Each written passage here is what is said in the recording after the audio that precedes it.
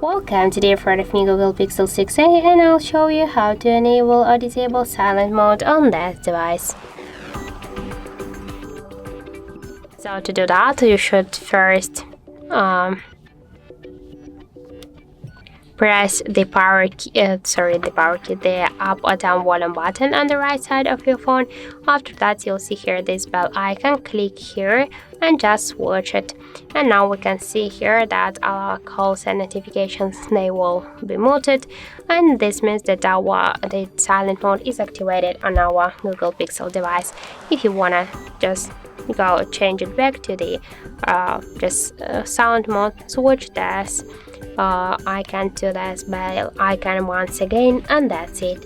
So thank you for watching, and if you find this video helpful, don't forget to leave a like, comment, and to subscribe our channel.